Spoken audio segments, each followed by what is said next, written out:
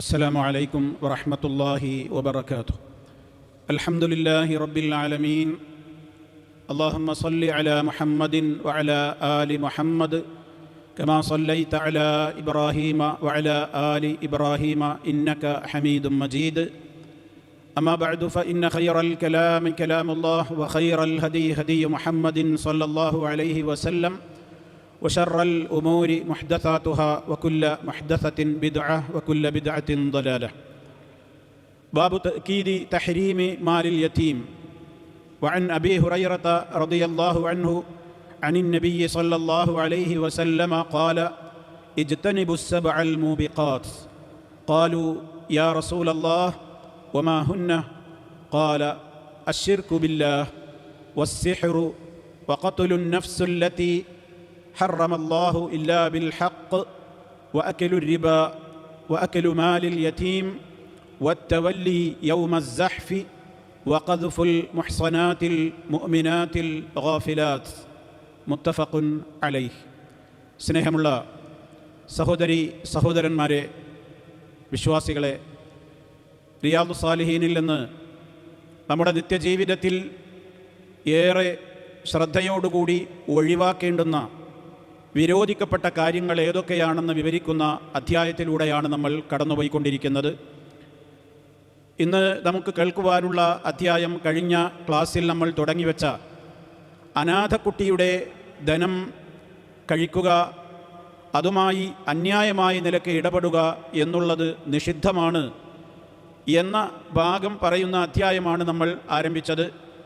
അതുമായി ബന്ധപ്പെട്ട് സൂറത്തുൽ നിസായിലെ 10-ാമത്തെ ആയത്തും സൂറത്തുൽ അൻആമിലെ 152-ാമത്തെ സൂക്തവും സൂറത്തുൽ ബഖറയിലെ 220-ാമത്തെ സൂക്തവും കഴിഞ്ഞ ക്ലാസ്സിൽ നമ്മൾ മനസ്സിലാക്കി. തുടർന്നുകൊണ്ട് ഈ അധ്യായത്തിൽ വന്നിട്ടുള്ള ഏക ഹദീസാണ് ഇപ്പോൾ നിങ്ങൾ തുടക്കത്തിൽ വായിച്ച് കേട്ടത്.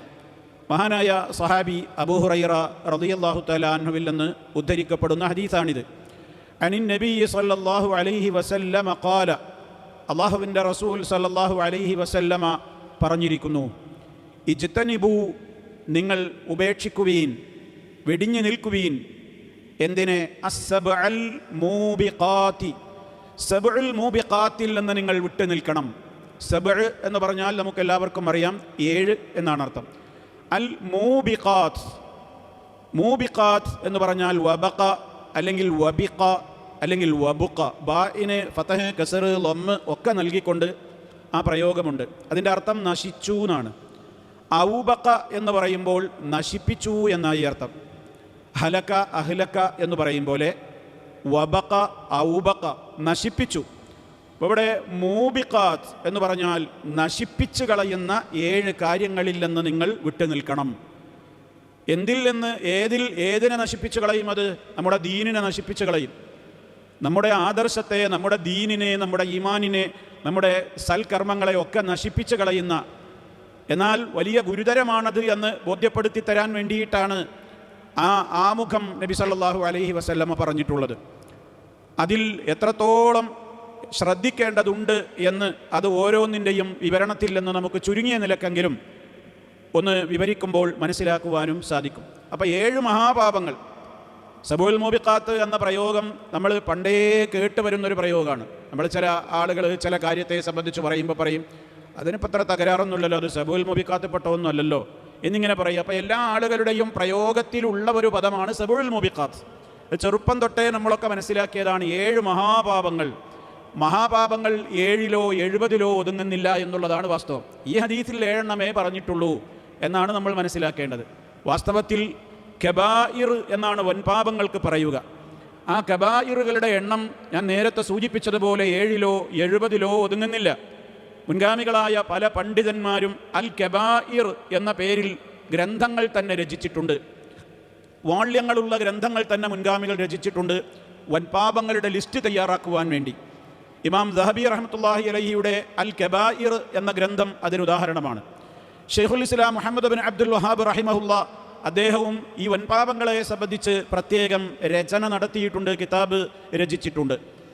അതേപോലെ തന്നെ ഇബ്നു ഹജറുൽ ഹൈതമി അൽ മക്കി എന്നറിയപ്പെടുന്ന ഷാഫിഈ മദ്ഹബിലെ പ്രസിദ്ധ പണ്ഡിതൻ അദ്ദേഹവും ഇതേപോലെ തന്നെ അൽ കബായിറുകൾ വൻപാപങ്ങൾ എണ്ണി പറയുവാൻ വേണ്ടിയുള്ള ഗ്രന്ഥരചന നടത്തിയിട്ടുണ്ട്. അപ്പം അതുകൊണ്ട് തന്നെ വൻപാപങ്ങളുടെ ലിസ്റ്റ് ഒരുപാട് നീണ്ടു നിൽക്കുന്നവയാണ്.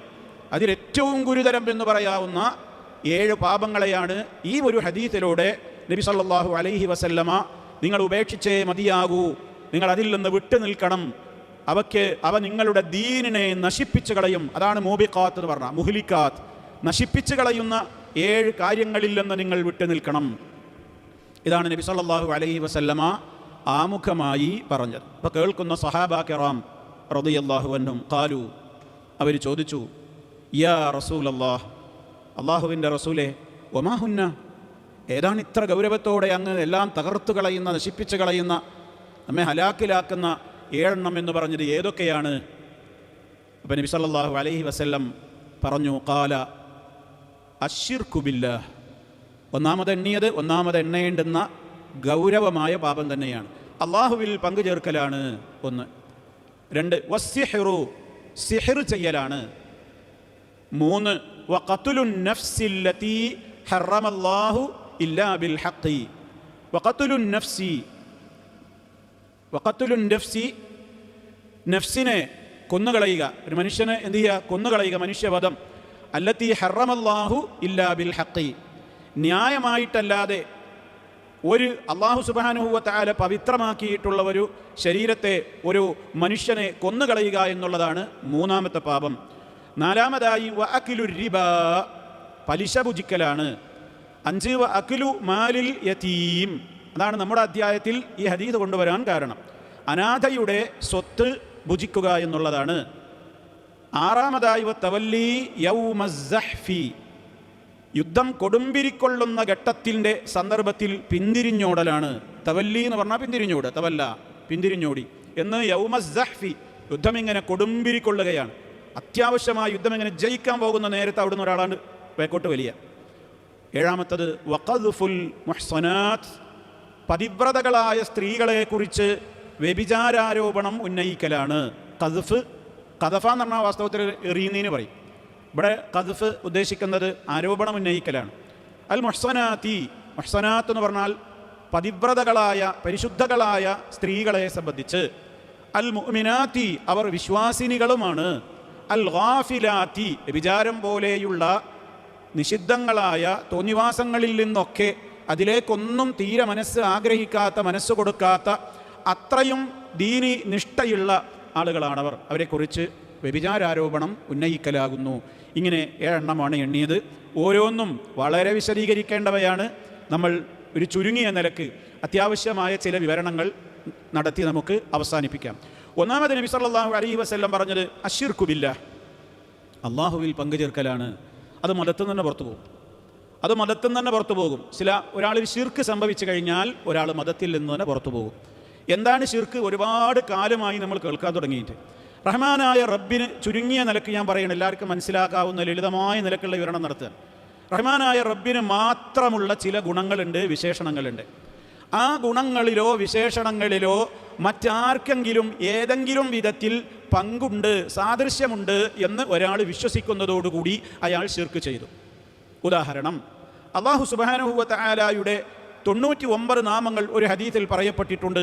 അതിൻ്റെ പുറമെ വേറെയും ഹദീസുകളിലൂടെ നാമങ്ങൾ പറയപ്പെട്ടിട്ടുമുണ്ട്. ഓരോ നാമങ്ങളും അള്ളാഹുവിൻ്റെ പ്രത്യേകതകളാണ്. ആ അർത്ഥത്തിൽ റബ്ബിനല്ലാതെ ആ ഗുണങ്ങൾ ഇല്ല.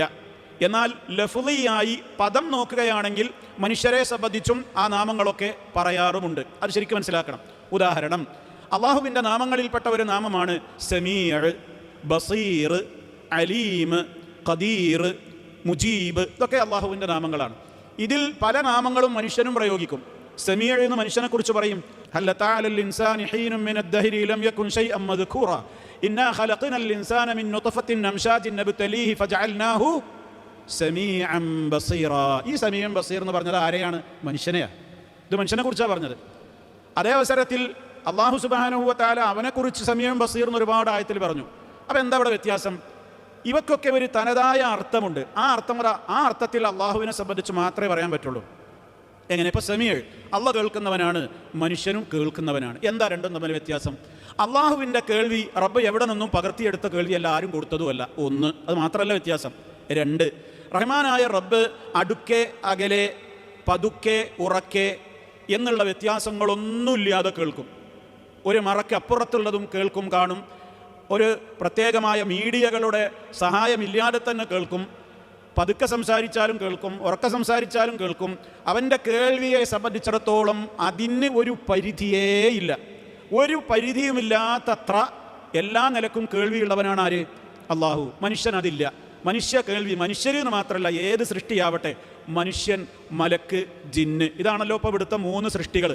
മനുഷ്യർ, മലക്കുകൾ, ജിന്നുകൾ, ഈ 3 ഇവിടുത്തെ സൃഷ്ടികളാണ്. ഈ 3 സൃഷ്ടികൾക്കും അവരുടെ കേൾവിക്കും കാഴ്ചക്കും ലിമിറ്റുണ്ട്, പരിധിയുണ്ട്. എന്നാൽ അവരൊക്കെ സമീയാണ്, ബസീറാണ്. പക്ഷേ അവയ്ക്കൊക്കെ ഒരു പരിധിയുണ്ട്. മനുഷ്യർ കാണാനും കേൾക്കാനും കഴിയാവുന്ന പരിധിയും, അതുപോലെ തന്നെ ജിന്നുകൾക്ക് കേൾക്കാനും കാണാനും കഴിയാവുന്ന പരിധികളും, മലക്കുകൾക്ക് കാണാനും കേൾക്കാനും കഴിയാവുന്ന, പ്രവർത്തിക്കാനും കഴിയാവുന്ന പരിധികളും ഉണ്ട്. ഇവർക്കൊക്കെ ലിമിറ്റുണ്ട്. എന്നാൽ സൃഷ്ടികളിൽ നിന്നെല്ലാം വ്യത്യസ്തനാണ് സ്രഷ്ടാവ്. സ്രഷ്ടാവിൻ്റെ കേൾവി, സ്രഷ്ടാവിൻ്റെ കാഴ്ച ഏതെങ്കിലും ഒരു സൃഷ്ടിയുടേത് പോലെയല്ല, അവരുടേതുപോലെ ലിമിറ്റുള്ളതല്ല. അപ്പം അതുകൊണ്ട് അള്ളാഹു സുബ്ഹാനഹു വ തആല സമീഅാണ് എന്ന് പറയുമ്പോൾ ഒരു ലിമിറ്റുമില്ലാതെ എല്ലാം കേൾക്കുന്നവനാണ് ആര്? അള്ളാഹു. എപ്പോൾ വിളിച്ചാലും കേൾക്കും, എവിടുന്ന് വിളിച്ചാലും കേൾക്കും. ഉറക്കെ എന്ന പ്രശ്നമില്ല, പതുക്കെ എന്ന പ്രശ്നമില്ല. അതാണ് അള്ളാഹിൻ്റെ പ്രത്യേകത. സൃഷ്ടികളുടേതിനൊക്കെ കേൾവിക്ക്, കാഴ്ചയും അങ്ങനെ തന്നെയാണ്. അള്ളാഹിൻ്റെ കാഴ്ചക്ക് പരിധിയില്ല, സൃഷ്ടികളുടേതിനൊക്കെ പരിധിയുണ്ട്. പരിധിയില്ലാതെ കാണുന്നവൻ, പരിധിയില്ലാതെ കേൾക്കുന്നവൻ, ഒരു പരിധിയുമില്ലാതെ മുഴുവനും അറിയുന്നവൻ അലീം, ഒരു പരിധിയുമില്ലാതെ എന്തിനും കഴിവുള്ള ഖദീർ, മറ്റുള്ളവരെ കഴിവിനൊക്കെ പരിധിയുണ്ട്. ഇങ്ങനെ ഒരു 4 ഉദാഹരണം ഇപ്പം ഞാൻ നിങ്ങളുടെ മുമ്പിൽ വെച്ചു. ഇതിൽ ഒരാൾ പങ്കു ചേർക്കൽ വരിക എപ്പോഴാ? അള്ളാഹുവേ രക്ഷിക്കണേ എന്ന് ഞാൻ ദുആ ചെയ്യുമ്പോൾ എൻ്റെ മനസ്സിൽ ഈ 4 വിശ്വാസമുണ്ട്. എന്ത്? എൻ്റെ റബ്ബ് ഇപ്പോൾ അള്ളാഹുവേ രക്ഷിക്കണേ എന്ന് ഞാൻ എൻ്റെ റബ്ബിനെ വിളിക്കുമ്പോൾ എൻ്റെ റബ്ബ് അത് കേൾക്കുന്നുണ്ട്. ഞാൻ എവിടുന്ന് വിളിച്ചോ, എങ്ങനെ വിളിച്ചോ എന്ന് എൻ്റെ റബ്ബിന് പ്രശ്നമല്ല. എൻ്റെ റബ്ബ് എന്നെ കാണുന്നുണ്ട്. ഞാൻ എവിടുന്ന് വിളിച്ചു, എപ്പോൾ വിളിച്ചു, ഇരുട്ടത്തുനിന്ന് വിളിച്ചോ, പിന്നെ വെളിച്ചത്തുനിന്ന് വിളിച്ചോന്നൊന്നും എൻ്റെ റബ്ബിന് പ്രശ്നമല്ല. എൻ്റെ റബ്ബ് എന്നെ കാണും. എൻ്റെ റബ്ബിന് എല്ലാം അറിയാം. ഞാൻ എവിടുന്നാണ്, എപ്പോഴാണ്, എന്ത് ആവശ്യത്തിനാണെന്ന് വരെ എൻ്റെ റബ്ബിന് അറിയാം. എൻ്റെ റബ്ബിനോട് ഞാൻ എന്ത് ചോദിച്ചാലും എൻ്റെ റബ്ബിന് അറ്റമില്ലാത്ത കഴിവുണ്ട്. അതൊക്കെ നിവർത്തിച്ച് തരാൻ ഒരു ലിമിറ്റും അവന് ബാധകമല്ല. എന്തും കൊടുക്കാൻ മാത്രം അവൻ കഴിവുള്ളവനാണ്. ഒരു 4 ഞാൻ സാമ്പിൾ പറഞ്ഞിട്ടുള്ളൂ. വേറെ ഒരുപാട് നാമങ്ങളെടുത്ത് പറയുകയാണെങ്കിൽ നമുക്ക് അതൊക്കെ അതിലൂടെ അതിൻ്റെ വ്യത്യാസങ്ങൾ ഗ്രഹിക്കാൻ സാധിക്കും. അപ്പം നിങ്ങൾ നോക്കൂ, ഈ പ്രത്യേകത ഇത് അള്ളാഹുവിൻ്റെ മാത്രം പ്രത്യേകതയാണ് ഈ പറഞ്ഞത്. അറ്റമില്ലാത്ത കേൾവി, അറ്റമില്ലാത്ത കാഴ്ച, അറ്റമില്ലാത്ത അറിവ്, അറ്റമില്ലാത്ത കഴിവ്.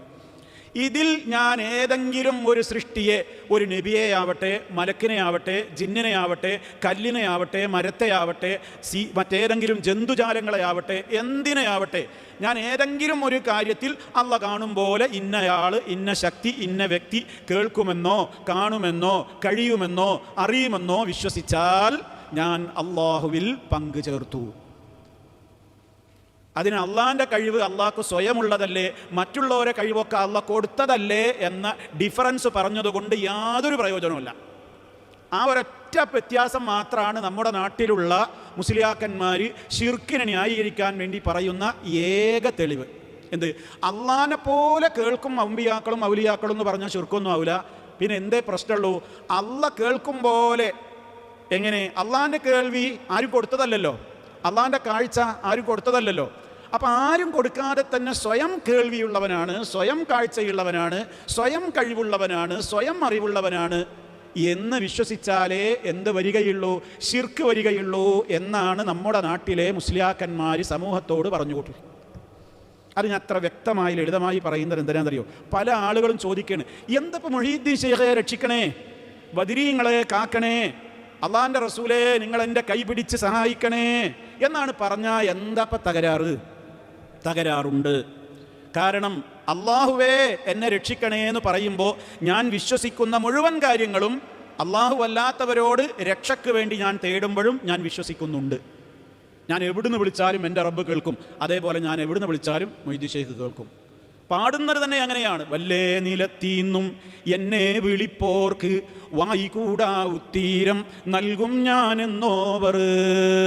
വല്ല നിലത്തുനിന്നും എന്നെ ആര് വിളിച്ചാലും അവൻ്റെ വായി കൂടുന്നതിന് മുമ്പ് മൊഹീദ്ദീൻ ശൈഖ് എന്ന് വിളിച്ചിൻ്റെ ചുണ്ട് കൂടുന്നതിന് മുമ്പ് ഞാൻ ഉത്തരം കൊടുക്കുന്നു. മൊഹീദ്ദീൻ ശൈഖ് പറഞ്ഞിട്ടുണ്ട് എന്നാണ്. മൊഹീദ്ദീൻ ശൈഖ് അങ്ങനെ പറഞ്ഞിട്ടില്ല.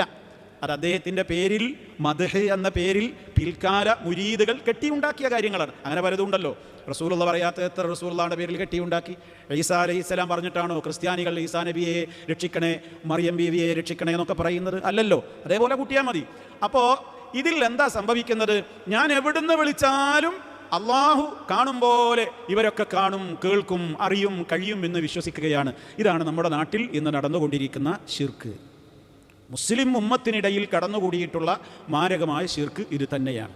അവരല്ലാഹുവല്ലാത്തവരെ വിളിച്ച് പ്രാർത്ഥിക്കുന്നു. അങ്ങനെ പ്രാർത്ഥിക്കുന്നു എന്ന് മാത്രമല്ല, അവരുടെ ഓരോ കാര്യങ്ങൾ നേടിയെടുക്കുവാൻ വേണ്ടി മുഹീദ്ദീൻ ശൈഖിനെ പ്രീതിപ്പെടുത്തുന്ന വിധത്തിൽ മുഹീദ്ദീൻ ശൈഖിൻ്റെ പേരിൽ അവർ ഫാത്തിഹയോതും യാസീനോതും. മുഹീദ്ദീൻ ശൈഖിന് വേണ്ടി അവർ 1000 തവണ അദ്ദേഹത്തിൻ്റെ നാമം പ്രകീർത്തിച്ചുകൊണ്ടേയിരിക്കും. 1000 തവണ വിളിക്കണമെന്നാണ് നിയമം. നമ്മുടെ നാട്ടിൽ ഖുതുബിയത്ത് എന്ന് പറയുന്ന ഒരു പ്രത്യേകമായ ഒരു രചന തന്നെയുണ്ട്. ഗൾഫിലേക്ക് ആദ്യമായി വിസ കിട്ടിയിട്ട് ഒരാൾ വീട്ടിൽ നിന്ന് പുറത്തിറങ്ങണതിൻ്റെ മുമ്പ് പല വീടുകളിലും ഖുതുബിയത്ത് കഴിച്ചിട്ടാണ് പുറത്തേക്ക് പോരുക. അതേപോലെ തന്നെ വിവിധ കാര്യങ്ങൾ തുടങ്ങുമ്പോൾ വീട് ഉദ്ഘാടനം ചെയ്യുകയാണെങ്കിൽ ആ വീട്ടിൽ ആദ്യമായിട്ട് ഖുതുബിയത്താണ് നടത്തുക. അപ്പോൾ അതിനുവേണ്ടി ആളുകളെ വിളിച്ചു വരുത്തും, ചൊല്ലാനുള്ള മുസ്ലിയാക്കന്മാരെ വിളിച്ചു വരുത്തും. മുഹീദ്ദീൻ ശൈഖ് അവിടെ ഹാളിറാകും, മുഹീദ്ദീൻ ശൈഖ് അവിടെ ഹാജറാകും, ഉത്തരം ചെയ്യും. അതിനുള്ള നിബന്ധനകൾ ആ കിതാബിൽ തന്നെ പറയുന്നത് 12 റക്അത്ത് നമസ്കരിച്ചതിൻ്റെ ശേഷം വിളക്കണച്ചിട്ട്, അത് വിളക്കണക്കുന്നത് എന്തിനാണ്? ഒറ്റക്കൊറ്റക്ക് ഓരോരുത്തരും മുഹീദ്ദീൻ ശൈഖേന്ന് വിളിക്കണം. വിളിക്കേണ്ട രൂപം വരെ യാ ഗൗസു യാ മുഹയ്യദ്ദീൻ അബ്ദുൽ ഖാദിർ ജീലാനി, എന്നെ സഹായിക്കണേ. ശരിക്കും എന്നെ മലയാളം പറഞ്ഞാൽ ശരണം ശരണം മൊയ്തീനേ എന്നാണ് ആ പറയുന്നത്. എനിക്ക് ശരണം തരണേ, അഭയം തരണേ എന്നാണ് ആ പറയുന്നത്. അതിൻ്റെ പച്ച മലയാളം അതാണ്. അത് 1000 തവണ വിളിക്കണം എന്നാണ്, ഒറ്റയ്ക്കിരുന്ന് വിളിക്കണം എന്നുമാണ്. അപ്പോൾ ഇന്ന് 1000 തവണയൊന്നും മുഹീദ്ദീൻ ശൈഖിനെ വിളിക്കാൻ ആളെ കിട്ടൂല. അപ്പോൾ എന്ത് ചോദിച്ചാൽ 10 ആളുകളെ വിളിച്ചാൽ അവർ 100 എണ്ണം വീതം വീതിച്ച് അവരെന്ത് ചെയ്യും? 100 എണ്ണം ഒന്നിച്ച് ചെല്ലും. അങ്ങനെ 1000 ആക്കും. ഒറ്റയ്ക്കിരുന്ന് വിളിക്കണമെന്നാണ് നിയമം. അതിനിപ്പോൾ 10 ആളായ ഒറ്റക്കാവില്ലല്ലോ. അപ്പോൾ വിളക്കാണ് കെടുത്തു, ലൈറ്റ് ആൻഡ് ഓഫ് ചെയ്തിട്ട് ഓരോരുത്തരും ഞാൻ ഒറ്റക്കാണ് എന്ന് സങ്കല്പിക്കും. ഇതൊന്നും തമാശയല്ല കേട്ടോ. അപ്പോൾ ആ സാധനം, അപ്പോൾ അത് 1000 തവണയായിട്ട് ചെല്ലുമ്പോൾ 1000 ഒരു കുറച്ച് ആടെ എത്തുമ്പോഴേക്കും എൻ്റെ ചൊല്ലുന്ന ആൾക്ക് ഭയങ്കരമായ ഇറിറ്റേഷനൊക്കെ വന്നു കൊടുക്കും. കാരണം ശൈത്താന് ഭയങ്കര സന്തോഷമുള്ള വിളിയാണ് ഞാൻ വിളിക്കുന്നത്.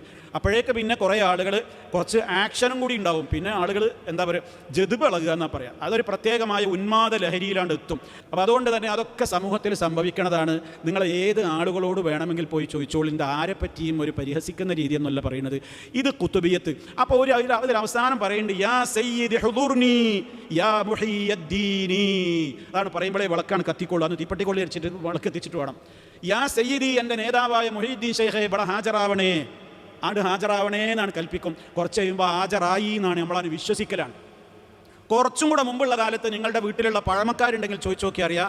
ഹാജറായോ ഇല്ലേ എന്ന് അറിയാൻ വേണ്ടിയിട്ട് പണ്ട് ഒരു പലകമേൽ, ഒരു ചതുര പലകമേൽ കുറച്ച് മാവും പൊടി വെതറും, അരിപ്പൊടി വെതറും. അരിപ്പൊടി വെതറിയിട്ട് എന്ത് ചെയ്യും? പിന്നെ വിളക്കെത്തിച്ച് നോക്കിയാൽ അതിന് കാലിൻ്റെ അടി കാണും. മുഹീദ്ദീൻ ശൈഖ് വന്നു പോയി എന്നാണ് അപ്പം അതിൻ്റെ അടിസ്ഥാനം. ഇനി വന്നിട്ടില്ലെങ്കിലും വരും. കാരണം കൂട്ടത്തിലുള്ള ഒരാൾ ചവിട്ടലാണ് പതിവ്. ഇതൊക്കെ സംഭവിച്ചിരുന്ന കാര്യങ്ങളാണ്, വെറുതെ പറയുന്നതല്ല. അപ്പോൾ മുഹീദ്ദീൻ ശൈഖ് അവിടെ ഹാജറാകും. മാത്രമല്ല ഇന്നിപ്പോൾ അത് സ്റ്റേജുകളിൽ വരെ അവർ വിളിച്ചു വരുത്തുകയാണ്. ഹാളിറു ഹാളിറു ഇമ്മജ്ലിസിൽ ഹാളിറു അംബിയ കുല്ലും ഹാളിറു ഔലിയ കുല്ലും ഹാളിറു ഹാളിറു ഹാളിറു നമ്മുടെ മജ്ലിസിൽ ഹാളിറു. എന്താ പറയുന്നത്? ഹാജറായിൻ, അമ്പിയാക്കന്മാരെ ഇങ്ങോട്ട് വരിൻ, ഔലിയാക്കളെ വരിൻ, ഔലിയാക്കന്മാരൊക്കെ വരിൻ, ഇമ്മജ്ലിസിൽക്ക് വരിൻ. അവർ പറഞ്ഞ് വിളിച്ചു വരുത്തി. അവരെ നമ്മൾ കാണൂല എന്ന് മാത്രമേ ഉള്ളൂ. കറാമത്തിൻ്റെ കണ്ണുള്ളവർ അവരെ കാണുകയും ചെയ്യും. ഇതൊക്കെ നമ്മുടെ നാട്ടിലുള്ള സമസ്തക്കാരുടെ വിശ്വാസമാണ്. ഒന്നാലോചിച്ച് നോക്കൂ സഹോദരങ്ങളെ. ഈ രൂപത്തിൽ ഇങ്ങനെ ശൈഖ് മുഹിയുദ്ദീൻ അബ്ദുൽ ഖാദിർ ജീലാനിയെ എവിടുന്ന് വിളിച്ചാലും കേൾക്കുമെന്നും സഹായത്തിന് അദ്ദേഹം ഓടിയെത്തുമെന്നും അദ്ദേഹത്തിൻ്റെ രക്ഷയും കാവലും നമുക്ക് കിട്ടുമെന്നും അവർ വിശ്വസിക്കുകയാണ്. ഇത് അള്ളാഹുവിൻ്റെ മാത്രം പ്രത്യേകതയാണ്. എവിടെ നിന്ന് വിളിച്ചാലും കേൾക്കുക. ഏത് ഭാഷയിലായാലും, ഉറക്കെയാണെങ്കിലും പതുക്കെയാണെങ്കിലും, ഏത് സമയത്താണെങ്കിലും, എത്രായിരം ആളുകൾ 1000 ആവശ്യത്തിന് വേണ്ടി 1000 ഭാഷയിൽ ചോദിച്ചാലും അള്ളാഹ്ക്ക് പ്രശ്നമില്ല. ഒക്കെ വേറെ വേറെ വേറെ വേറെ കേട്ടിട്ട് ഉത്തരം ചെയ്യാനുള്ള കഴിവ് അള്ളാഹ്ക്കുണ്ട്. അതൊക്കെ മുഹീദ്ദീൻ ശൈഖിനുണ്ട്, അമ്പിയാക്കൾക്കുണ്ട്, ഔലിയാക്കൾക്കുണ്ട് എന്നാണ് പറയുന്നത്. മനുഷ്യൻ്റെ ഒരു ലിമിറ്റേഷൻ എത്രയാണ്? ഞാൻ നിങ്ങളോടൊരു കാര്യം ചോദിച്ചു. അപ്പോൾ നിങ്ങൾ എല്ലാവരും കൂടി നിന്നാണ് മറുപടി പറഞ്ഞാൽ ഞാൻ എന്താ പറയുക? നിങ്ങൾ ഒരാൾ പറയും. കാരണം ഒരുപാട് ആൾക്കാർ പറഞ്ഞാൽ എനിക്കൊന്നും മനസ്സിലാവില്ല. അള്ളാഹ്ക്ക് ആ പ്രശ്നമുണ്ടോ? അള്ളാഹുവിന് ഇവിടെ 1 കോടി ജനങ്ങൾ, ഭൂമിയുടെ 1 കോടി പ്രദേശത്ത് നിന്ന് ധാരാളം ആവശ്യങ്ങളാണ് ഓരോരുത്തർക്കും ഉള്ളത്. ഇവിടെ തന്നെ ഇരിക്കുന്ന ആളുകളോട് ഇപ്പോൾ ദ്വാരക്കാൻ പറഞ്ഞാൽ എൻ്റെ ആവശ്യമാണോ നിങ്ങൾക്ക് ഉണ്ടാവുക? നിങ്ങൾക്കൊക്കെ വ്യത്യസ്ത ആവശ്യം. ഇതൊക്കെ വേറെ വേറെ വേറെ കേട്ടിട്ട് ഉത്തരം ചെയ്യുന്നവനാണ് ആര്? അള്ളാഹു. എന്നാൽ ഇതൊക്കെ മുഹീദ്ദീൻ ശൈഖിനും മടവൂരി ശൈഖിനും പറ്റുന്നതാണ് ഇവർ വിശ്വസിക്കുന്നത്. അതാണ് ശിർക്ക്. അവിടെയാണ് ശിർക്ക് സംഭവിച്ചത്. ആ അള്ള കൊടുത്ത കഴിവാണെന്ന് പറഞ്ഞിട്ട് കാര്യമില്ല. അങ്ങനെ അള്ള ഒരാൾക്കും കഴിവ് കൊടുത്തിട്ടില്ല. അങ്ങനെ ഒരാൾക്കും അള്ളാഹു കഴിവ് കൊടുത്തിട്ടില്ല. അതാണ് നമ്മുടെ വിശ്വസിക്കേണ്ടത്. അപ്പം അങ്ങനെ ഏതെങ്കിലും നിലക്കുള്ള ഈ ശിർക്കിനെ പറ്റി ഞാൻ പറയുന്നത് നമ്മൾ മുസ്ലിമീങ്ങളാണല്ലോ. മുസ്ലിമീങ്ങളായ നമുക്ക് നമ്മുടെ കുടുംബങ്ങളിലും ബന്ധപ്പെട്ടവരിലും ഒക്കെ സമൂഹത്തെ രക്ഷപ്പെടുത്തേണ്ട ശിർക്ക് ഇതൊക്കെയാണ്. അതുകൊണ്ട് അപ്പോൾ ഇതൊക്കെ പറയുന്നതല്ല. അപ്പോൾ മറ്റ് മതവിഭാഗങ്ങളിലൊക്കെ ശിർക്കുണ്ടല്ലോ, ഇതിപ്പോൾ ആർക്കും തർക്കമൊന്നുമില്ലല്ലോ. നമ്മൾ കൈകാര്യം ചെയ്യേണ്ട മേഖല ഈ ഒരു മേഖല ആയതുകൊണ്ടാണ്. എന്നാൽ ഈ തത്വം നമ്മൾ പഠിച്ചു വെച്ച് കഴിഞ്ഞാൽ ഏത് മതവിഭാഗത്തോടും ഈ കാര്യം പറയാനും പറ്റും.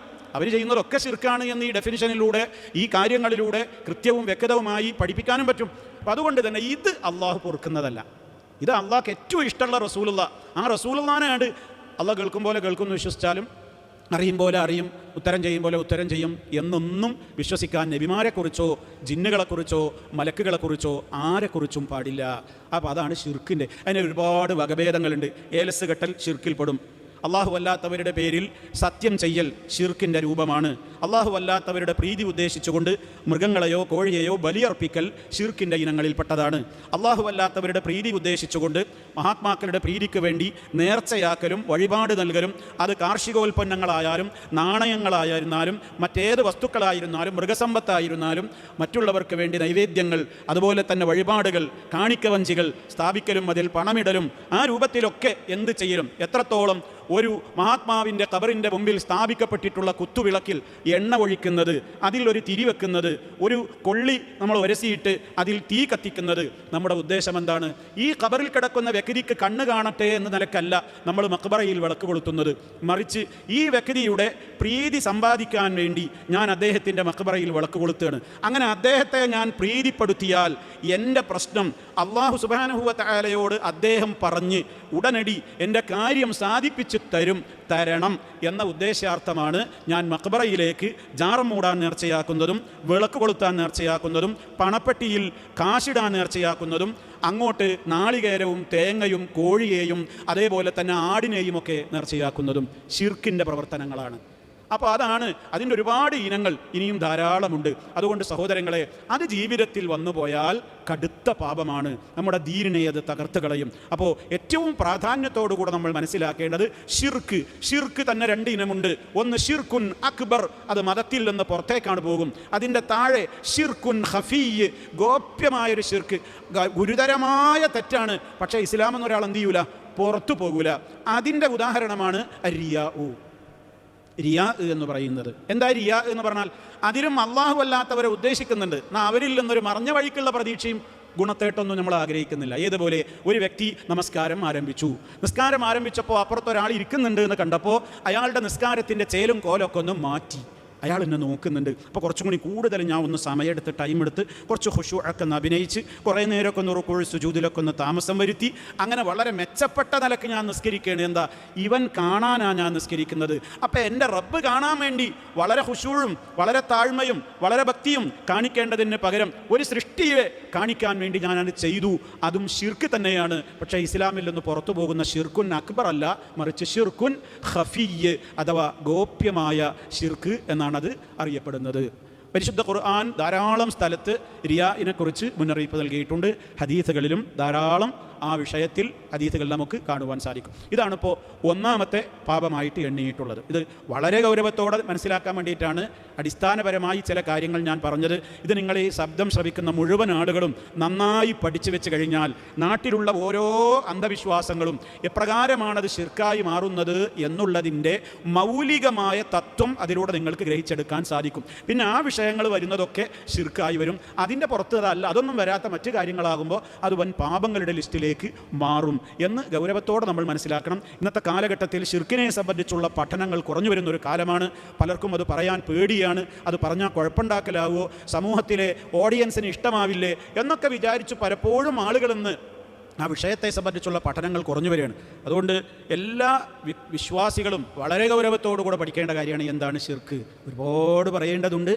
വളരെ ലളിതവും സാധാരണക്കാർക്ക് ഗ്രാഹ്യമാകുന്ന കാര്യവും എന്ന നിലക്കാണ് ചുരുക്കി പറഞ്ഞിട്ടുള്ളത്. ഒന്നാമത്തെ മൂബിഖാത്ത് തന്നെ എന്താണ്?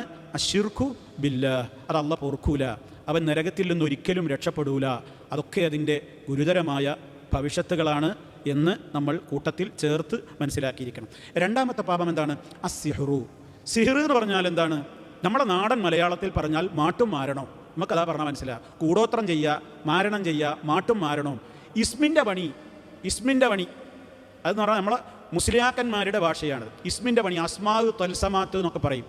അതായത് കുറേ പിഞ്ഞാണത്തിൽ എഴുതുക, കരിക്കുമ്മൽ എഴുതുക, കോഴിമുട്ടമ്മൽ എഴുതുക, അതേപോലെ തന്നെ തകിടുമ്മൽ ആണി കൊണ്ടൊക്കെ കുറേ വരകളും കള്ളികളും, എന്നിട്ടതിൽ കുത്തും പുള്ളിയൊന്നുമില്ലാത്ത കുറേ അറബി അക്ഷരങ്ങളും അക്കങ്ങളും ഒക്കെ ഇട്ട് ആ രൂപത്തിൽ അത് തീയിലിട്ട് കരിച്ച് ഹോമകുണ്ടത്തിലിട്ട് അത് ഹോമിക്കുക, കത്തിക്കുക, അല്ലെങ്കിൽ അടുപ്പിൽ കുഴിച്ചിടുക, അല്ലെങ്കിൽ വീടിൻ്റെ 4 മൂലയിൽ കുപ്പിയിലാക്കി തൂക്കിയിടുക, അതല്ലെങ്കിൽ വീടിൻ്റെ 4 അതിർത്തി മൂലകളിൽ മണ്ണിൽ കുഴിച്ചിടുക, അല്ലെങ്കിൽ വീട്ടിലേക്ക് പ്രവേശിക്കുന്ന ഉമ്മറപ്പടിയുടെ ഭാഗത്ത് കുഴിച്ചിടുക തുടങ്ങി ആ വീട്ടിൽ താമസിക്കുന്ന ആളുകളെ, അവിടേക്ക് വരുന്ന ആളുകളെ, അവിടെ ജീവിക്കുന്ന ദമ്പതികളെ തമ്മിൽ പിണക്കുവാനും തമ്മിൽ തല്ലിക്കുവാനും പരസ്പരം വൈരികളാക്കി മാറ്റുവാനും രോഗികളാക്കി മാറ്റുവാനും ഒക്കെ ഉദ്ദേശിച്ചുകൊണ്ട് ചെയ്യുന്ന ഈ വിധത്തിലുള്ള പൈശാചിക സഹായത്തോടെ നിർവഹിക്കുന്ന പ്രവർത്തനങ്ങൾക്കാണ് എന്ത് പറയുന്നത്?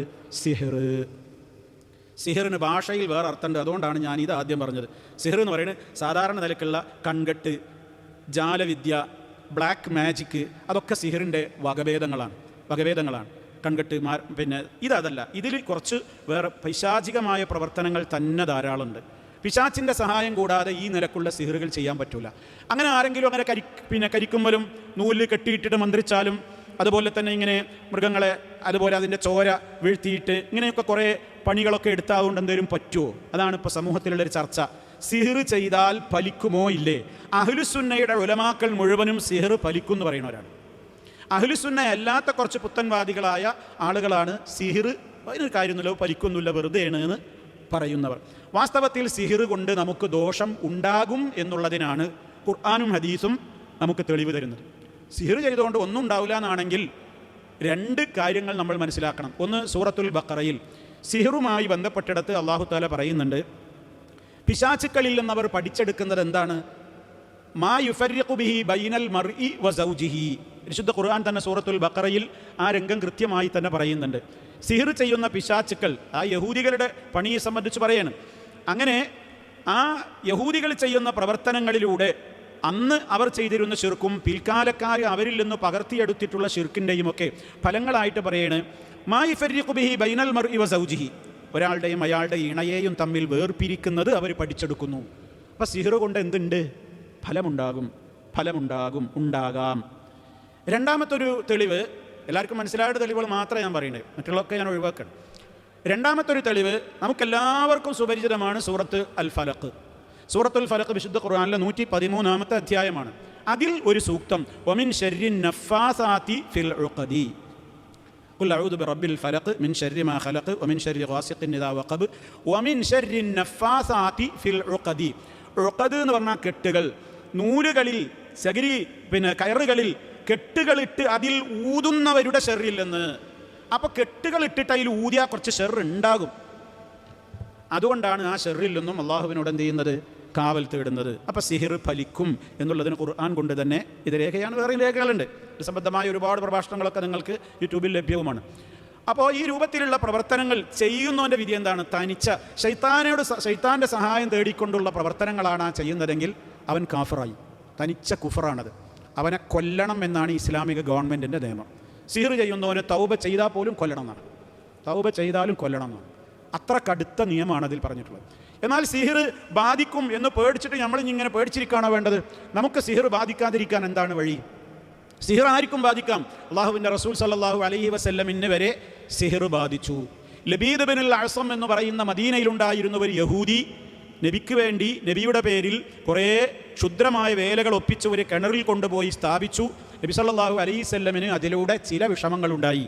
എന്ത് വിഷമങ്ങളെ ഉണ്ടായത്? അള്ളാഹുവിൻ്റെ റസൂലിൻ്റെ നുബുവത്തിനെ ബാധിക്കുന്ന വിധത്തിലോ റിസാലത്തിനെ ബാധിക്കുന്ന വിധത്തിലോ ഒന്നും സംഭവിച്ചില്ല. പക്ഷേ ചില പ്രയാസങ്ങൾ നബി സല്ലല്ലാഹു അലൈഹി വസല്ലമിന് ഉണ്ടാവുകയും ചെയ്തു. ആ നേരത്താണ് ജിബ്രീൽ അലൈഹി സ്വലാത്തു വസ്സലാം ഈ 3 അധ്യായങ്ങളും ഇറക്കി അള്ളാഹു അത് അവതരിപ്പിച്ചു കൊടുത്തുകൊണ്ട് ഷിഫയുമാക്കി, ആ സിഹിറിനെ ഇല്ലാതെയുമാക്കി. അതിൽ ഫലഖ്, നാസ്, ഇഖ്ലാസ് ഒക്കെ അടങ്ങുന്ന അധ്യായങ്ങളുണ്ട്. അപ്പോൾ നമ്മളെന്ത് ചെയ്യണം?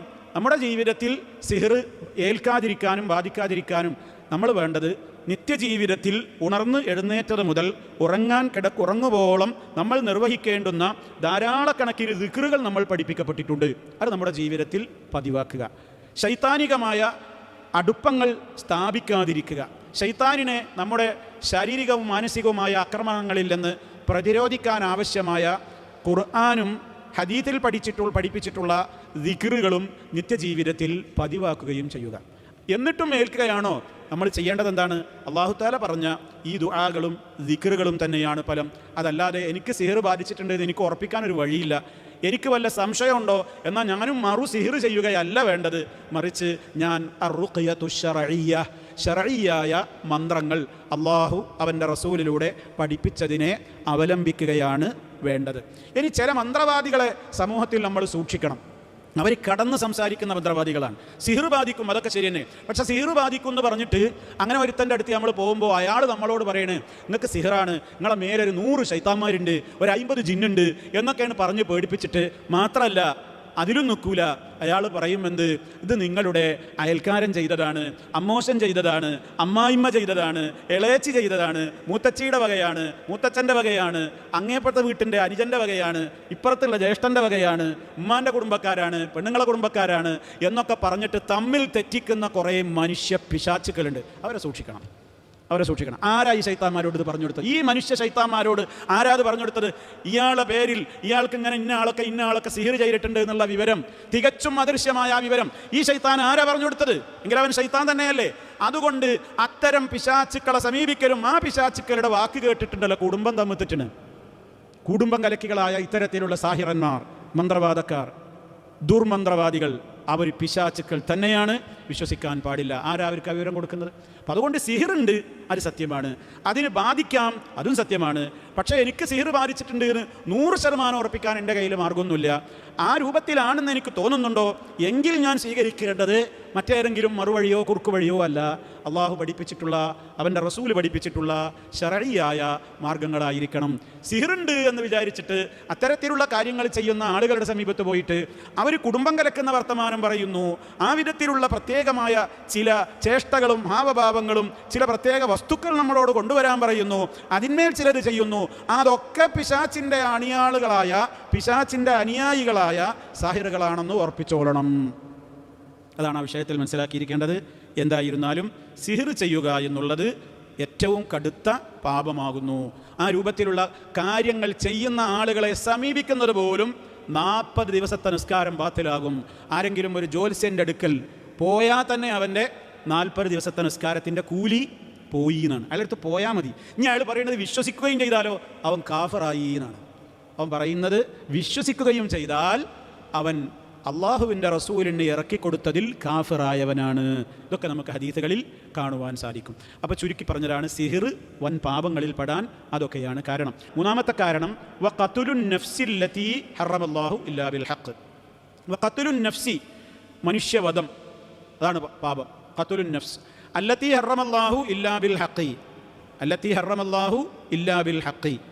അള്ളാഹ് പവിത്രമാക്കിയതാണ് മനുഷ്യൻ്റെ നഫ്സ്. അതാണ് അല്ലത്തി, ആ നഫ്സിനുള്ള വിശേഷണമാണ് പറയുന്നത്.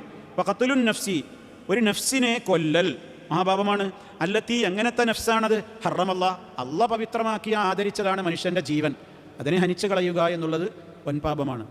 ഇല്ലാ ബിൽ ഹഖി, ന്യായമായിട്ടാണെങ്കിൽ ഒഴികെ. ഇപ്പം ന്യായമായിട്ടാണെങ്കിൽ ഒരാളെന്ത് ചെയ്യാം? കൊല്ലാം. അതിന് ഇസ്ലാമിൽ പറഞ്ഞ കൊല നിയമമുണ്ട്. ഒരാൾ മറ്റൊരാളെ കൊന്നു, തെളിയിക്കപ്പെട്ടു, പ്രതിക്രിയ നടപടി എന്താണ്? അയാളെ കൊല്ലുക. അത് തെറ്റാണോ? സബുൽ മുബിഖാത്താണോ? അല്ല. അതേപോലെ തന്നെ വിവാഹിതനായ ഒരാൾ വ്യഭിചരിച്ചു, അയാൾ മരിക്കോളം എറിഞ്ഞു കൊല്ലണം എന്നാണ്, അത് ഇസ്ലാമിൻ്റെ നിയമമാണ്. അങ്ങനെ കുറേ നിയമങ്ങൾ ഒരാളെ കൊല്ലൽ അനുവദനീയമാകുന്നതിനുണ്ട്. അതൊന്നുമല്ലാത്ത, അതാണ് ഇല്ലാ ബിൽ ഹഖി, ഒരു ന്യായവുമില്ലാതെ എന്ന് പറഞ്ഞത്. ഒരു ന്യായവുമില്ലാതെ അന്യായമായി അള്ളാഹു ആദരവ് കൽപ്പിച്ചിട്ടുള്ള ഒരു മനുഷ്യൻ്റെ ജീവനെ കൊന്നുകളയുക എന്നുള്ളതും മഹാപാതകമാകുന്നു. വഅക്ലുർ റിബ, നാലാമത്തത് പലിശ ഭുജിക്കൽ. വഅക്ലുർ റിബ, പലിശ തിന്നൽ. ഒരധ്യായം തന്നെ ഇൻഷാ അല്ലാഹ് വരുന്നുണ്ട്, അവിടെ വെച്ചത് നമുക്ക് വിശദീകരിക്കാം ഏതൊക്കെ പലിശയാവും, എന്തൊക്കെ പലിശകൾ ഇന്ന് നടക്കുന്നു എന്നുള്ളതൊക്കെ. അഞ്ചാമത്തത് വഅക്ലു മാലിൽ യതീം, അനാഥയുടെ സ്വത്ത് ഭുജിക്കലാണ്. കഴിഞ്ഞ ക്ലാസ്സിൽ നമ്മൾ വിശദീകരിച്ചു, അനാഥയുടെ സ്വത്ത് തിന്നുന്നത് തീയാണ്, അതുമായി ഇടപെടുന്നത് വളരെ സൂക്ഷിച്ചു വേണം. ഏത് വിധത്തിലേ അനാഥയുടെ സ്വത്തുമായി ഇടപെടാവൂ, അനാഥക്ക് സമൂഹത്തിൽ ഇന്ന് നഷ്ടപ്പെടുന്നത് എന്താണ്, സമൂഹം അവർക്ക് ഇന്ന് കാണുന്ന വിലകേട് എന്തൊക്കെയാണ്, അതിൻ്റെയൊക്കെ ഗുരുതരമായ ഭവിഷ്യത്തുകൾ അഭിമുഖീകരിക്കേണ്ടി വരും എന്നതിനെ സംബന്ധിച്ച് കഴിഞ്ഞ 3 ആയത്തുകൾ വിശദീകരിച്ച ക്ലാസ്സിൽ നമ്മൾ പറഞ്ഞതുകൊണ്ട് ഞാനതും ആവർത്തിക്കുന്നില്ല. 5ാമത് പറഞ്ഞ കാര്യം വത്തവല്ലി യൗമസ്സഹ്ഫി. സഹ്ഫ് എന്ന് പറഞ്ഞാൽ ഞാൻ നേരത്തെ പറഞ്ഞു, കൊടുമ്പിരി കൊള്ളുന്ന ശത്രുവുമായിട്ട് ഇങ്ങനെ മുഖാമുഖം നിൽക്കുന്ന സമരമുഖത്ത് നിന്ന് ഒരാൾ പിന്തിരിഞ്ഞോടുക. യുദ്ധം അതിൻ്റെ അവസാന ക്ലൈമാക്സിൽ എത്തി നിൽക്കുകയാണ്.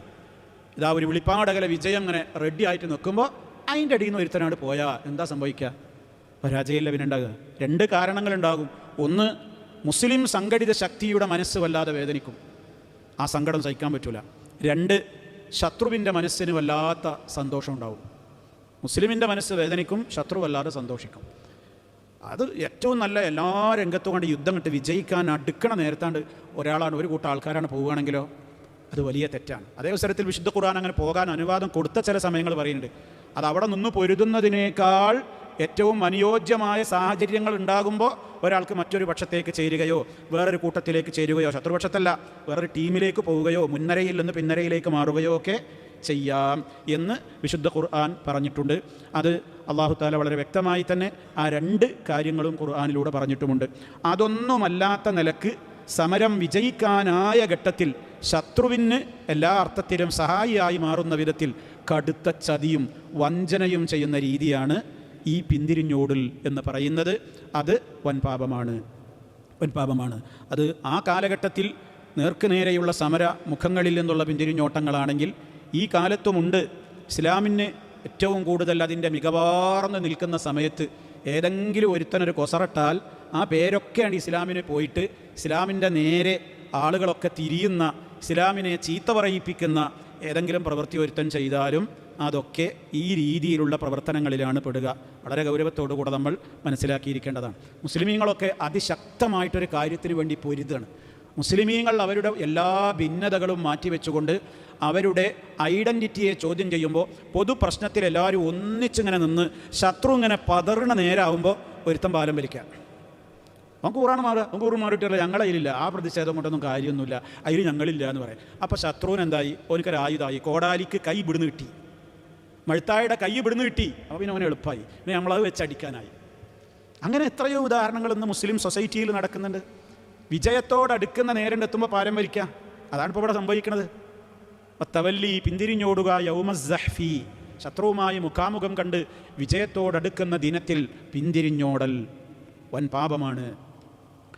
ഈ ഹദീസിൽ പറഞ്ഞ 7ാമത്തേതും അവസാനത്തേതുമായ പാപം വഖദ്ഫുൽ മുഹ്സനാത്തിൽ മുഅ്മിനാത്തിൽ ഗാഫിലാത്ത്, പതിവ്രതകളും പരിശുദ്ധകളും പവിത്രകളും വിശ്വാസികളുമായവരെ സംബന്ധിച്ചുള്ള ദുരാരോപണങ്ങൾ, വ്യഭിചാരാരോപണം ഉന്നയിക്കൽ.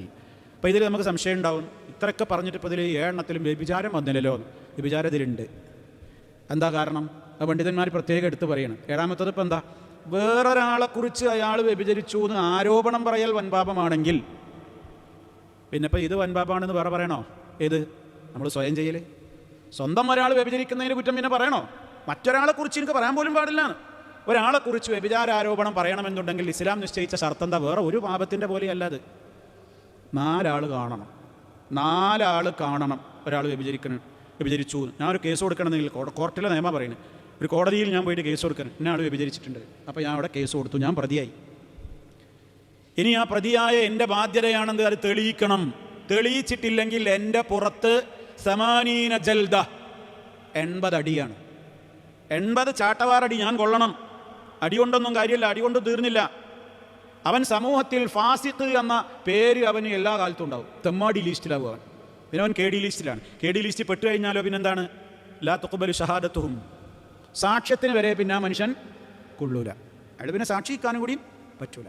അത്ര അയാൾ സമൂഹത്തിലെ 2ാം നമ്പറായി മാറി. അത്ര വലിയ പാപമാണ് വ്യഭിചാരം ആരോപിക്കുക. ഇന്ന് ആർക്കെങ്കിലും വല്ല പ്രശ്നമുണ്ടോ? മനുഷ്യന് ഏറ്റവും വലിയ സ്വാദുള്ള മാംസം ഏതാണെന്ന് ചോദിച്ചാൽ മട്ടനും ചിക്കനും മാനും ഒന്നുമല്ല, മനുഷ്യൻ്റെ പച്ചർച്ചയാണ്. ഇതുവരെ ആൾക്ക് ലൈംഗികമായിട്ട് ഒരാളെപ്പറ്റി എന്തെങ്കിലും പറയാൻ, അത് മീഡിയകളാവട്ടെ വ്യക്തികളാവട്ടെ ആരാവട്ടെ, ചാകരയാണ് ആളുകൾക്ക്. എന്താ വിഷയം? എന്താണ്? പെണ്ണുകേസാണ്. ഒരു പെണ്ണ് അങ്ങോട്ട് പറഞ്ഞു, അല്ലെങ്കിൽ ഒരാൺ ഇങ്ങനെ പറഞ്ഞു, അതിൻ്റെ അങ്ങോട്ട് പിന്നാലെ അങ്ങോട്ട് കൂടി, പിന്നെ അതിൻ്റെ അവളെ ഇൻ്റർവ്യൂ വേറെ, ഇവൻ ഇൻ്റർവ്യൂ വേറെ, കൂട്ട ഇൻ്റർവ്യൂ വേറെ, അതിന്മേലാണ് മണിക്കൂറുകളാണ്. എന്താ ഭയങ്കര രസമാണ്. ആളുകൾ എത്ര വ്യൂവേഴ്സായിരിക്കും എന്നറിയാം. അമ്മാതിരി വിഷയമാണെങ്കിൽ അത് ഞങ്ങൾ ധാരാളം കേട്ട് ആസ്വദിക്കും. കാരണം എന്താ, കേസ് അതാണ്. അതുകൊണ്ട് ഇസ്ലാം വളരെ ഗൗരവമായിട്ട് പറഞ്ഞു, ലൈംഗികാരോപണം ഒരാൾ പറഞ്ഞാൽ അയാളത് തെളിയിക്കാൻ ഒരാൾ പോലും പറ്റൂല. ഒരാളുണ്ട് കാര്യമില്ല, 4 ആൾ കാണണം. 4 ആൾ എന്ത് കാണണം? ഒരാളൊരു പെണ്ണിനെ കെട്ടിപ്പിടിച്ച് ആശ്ലേഷിച്ച് ഇങ്ങനെ നിൽക്കുന്നത് കണ്ടാൽ വ്യഭിചാരോപണം പറ്റൂല. 4 ആളും കണ്ടുന്നേ കെട്ടിപ്പിടിച്ച് നിൽക്കുന്നത്. അതുകൊണ്ടൊന്നും വ്യഭിചരിച്ചു എന്ന് പറയാൻ പറ്റൂല. അടി ഒഴിവാകില്ല. അടി ഇയാൾക്ക് തന്നെ എപ്പോഴും. 4 ആളെ ഞാൻ തന്നില്ലേ ഉണ്ടെന്നും കാര്യമില്ല. ആ 4 ആളെ കുറിച്ചൊരു കാളിയാണ് ചോദിക്കും, നിങ്ങളെന്തേ കണ്ട്? അയാൾ പറയും, ഞാൻ കെട്ടിപ്പിടിച്ചൊക്കെ ഉണ്ട്. അതാ വ്യഭിചാരം. എന്താ വ്യഭിചാരം എന്ന് പറഞ്ഞാൽ അത് പണ്ഡിതന്മാരതിന് ഡെഫിനിഷൻ പറഞ്ഞു, കുപ്പിയിൽ സുറുമക്കോലിടുന്നത് പോലെ. മനസ്സിലായില്ലേ? അത്ര വ്യക്തമായിട്ട് ഇൻ്റർകോഴ്സ് നടക്കുന്നതാണ് കാണണം. അങ്ങനെ നിങ്ങൾ കണ്ടാ? അങ്ങനെ എത്ര ആൾ കാണും? ഞാൻ അടുത്ത ചോദ്യമായിരിക്കും, അങ്ങനെ എത്ര ആൾ കാണും? തന്നെ പറഞ്ഞത് അങ്ങനെ കണ്ടെങ്കിൽ മതി. ഇവിടെ ലോകത്ത് ഇങ്ങനെ ഇസ്ലാം ഇങ്ങനെ ആരെങ്കിലും വിചാരിക്കുന്നുണ്ടോ? എവിടെയെങ്കിലും ആൾക്കാർ കിടക്കുന്നുണ്ടോ? നോക്കി ഇങ്ങനെ നടക്കുക, കൊണ്ടുവരിക, എറിഞ്ഞു കൊല്ലുക, തലവെട്ടുക, ഇതിനുള്ളതാ ഇസ്ലാം? ഇതാണോ ഇസ്ലാം? ഇസ്ലാം എന്ന് പറയുന്നത് ഇങ്ങനെ ശിക്ഷ നടപ്പാക്കിയ ഇസ്ലാമിൻ്റെ ചരിത്രങ്ങൾ എടുത്ത് നോക്ക്. ചരിത്രം നടപ്പിലാക്കിയ ഒന്ന് മായിസ റളിയല്ലാഹു അൻഹുവിൻ്റെ എറിഞ്ഞുകൊല്ലൽ നടപ്പിലാക്കി. ആരും കണ്ടിട്ടല്ല, സ്വയം വന്ന് ഏറ്റെടുത്താൻ പറഞ്ഞതാ. നിവൃത്തിയൊന്നും ഉണ്ടായില്ല അള്ളാൻ്റെ റസൂലിന്. അള്ളാൻ്റെ റസൂലിൻ്റെ മുമ്പിൽ വന്നിട്ട് പറഞ്ഞു, ത്വഹീർനി യാ റസൂലല്ലാഹ്, അള്ളാൻ്റെ റസൂലെ ഞാൻ മലിനമായിട്ടുണ്ട്, എന്നെ ശുദ്ധീകരിക്കൂ നബിയെ. അപ്പോൾ മായിസ റളിയല്ലാഹു അൻഹുവിനോട് അള്ളാൻ്റെ റസൂൽ ചോദിച്ചു, എന്താ മായിസ പിച്ചും പേയും പറയുന്നത്? എന്താ നീ പറയുന്നത്? അല്ല നബിയെ, ഞാൻ വ്യഭിചരിച്ചു. നീ വെറുതെ നോക്കിയിട്ടേ ഉണ്ടാവുള്ളൂ. നീ പൊയ്ക്കാം. അള്ളാൻ്റെ റസൂൽ ഒഴിവാക്കാൻ നോക്കാം. നീ പൊയ്ക്കാം, നീ വെറുതെ നോക്കിയിട്ടേ ഉണ്ടാവുള്ളൂ. അല്ല നബിയെ, എന്നാ ജി വെറുതെ തൊട്ടിട്ടേ ഉണ്ടാവുള്ളൂ. അല്ല നബിയെ, വെറുതെ ചുംബിച്ചിട്ടുണ്ടായിരിക്കാം, സാറില്ല, ജി പോ. അതൊന്നും അല്ല നബിയെ, ഞാൻ ഇങ്ങനെ ചെയ്തു, കൃത്യമായിട്ടാണ് പറയുന്നത്. ആ വ്യക്തിയാണ് സമ്മതിച്ചതോടു കൂടിയാണ് പിന്നെ അത് നടപ്പിൽ വരുത്തുന്നത്. അതിൻ്റെ എതിർപക്ഷത്തുള്ളതാവട്ടെ അല്ലാത്തതാവട്ടെ, ഹാമിദിയ ഗോത്രക്കാരിയായ ഒരു സ്ത്രീയെയും ഇതേപോലെ എറിഞ്ഞു കൊന്നു. അതിനും അവരുടെ അതേ സംസാരമാണ്.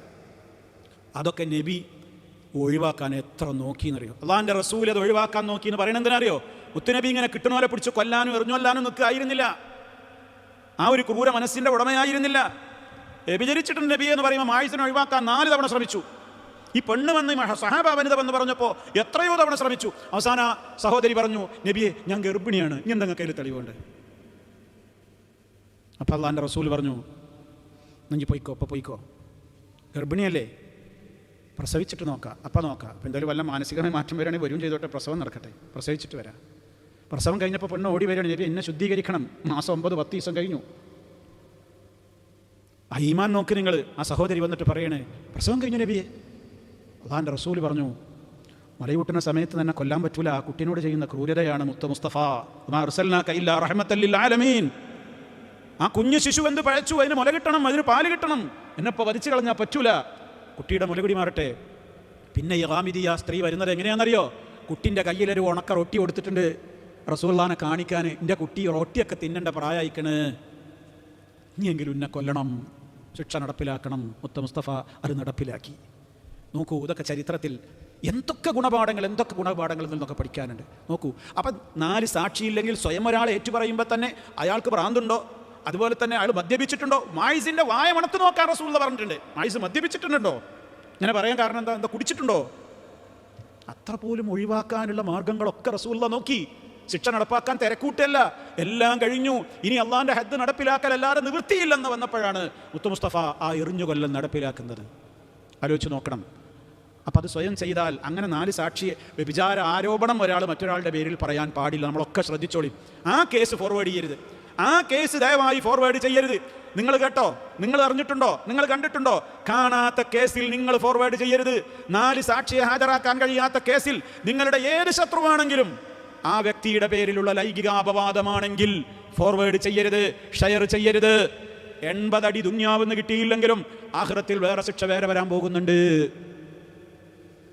അതുകൊണ്ടാണ് അതിപ്പോൾ മുഅ്മിനീങ്ങളെ കുറിച്ച് പറയാൻ പാടില്ല എന്നല്ലേ ഇവിടെ പറഞ്ഞുള്ളൂ എന്ന് ആരും സംശയിക്കണ്ട. അത് മുഅ്മിനീങ്ങളും ഗാഫിലാത്തുകളും പതിവ്രതകളും ഒക്കെ ആകുമ്പോൾ അതിൻ്റെ ഗൗരവം ഏറെ ഉണ്ട് എന്ന് പറയാനാണ്. അല്ലാതെ അവർക്ക് മാത്രമേ വരുള്ളൂ, മറ്റുള്ളവരൊക്കെ ഞങ്ങൾ നടന്ന് അങ്ങനെയാണ് പറഞ്ഞുണ്ടാക്കിക്കോ എന്നൊന്നും ഇസ്ലാമിൽ നിയമമൊന്നും ഇല്ല. അഭിമാനം മനുഷ്യരുടേതൊക്കെ പവിത്രമാണ്. അഭിമാനം കഅബയെപ്പോലെ പവിത്രമാണ്, രക്തം പവിത്രമാണ്, ധനം പവിത്രമാണ് എന്നല്ലാഹുവിൻ്റെ റസൂൽ പറഞ്ഞെടുത്ത് എല്ലാവർക്കും അഭിമാനം തന്നെയാണ്, ബാധകം തന്നെയാണ്. അപ്പോൾ അതുകൊണ്ട് തന്നെ സഹോദരങ്ങളെ, ഈ പറഞ്ഞതൊക്കെ നമ്മൾ ചുരുക്കി പറയാനേ സാധിച്ചിട്ടുള്ളൂ. ഈ 7 പാപങ്ങളും നിത്യജീവിതവുമായി ബന്ധപ്പെട്ട് വരുന്നതാണ്, ഏറെ ശ്രദ്ധിക്കേണ്ടുന്ന കാര്യങ്ങളാണ്. അതുകൊണ്ട് തന്നെ നമ്മളെല്ലാവരും ഗൗരവത്തോടുകൂടെ കാണുക. നമ്മുടെയൊക്കെ ജീവിതത്തിൽ ഇതിൻ്റേതായ ഏതൊക്കെയെങ്കിലും അംശങ്ങൾ, ഒന്നാമത് പറഞ്ഞതാണ് വളരെ ഗുരുതരം, അശ്ശിർക്കു ബില്ലാഹ്. ഇവിടുന്ന് അങ്ങോട്ട് ഓരോ കാര്യങ്ങളിലും നമ്മളേറെ ശ്രദ്ധയുള്ളവരാവുക.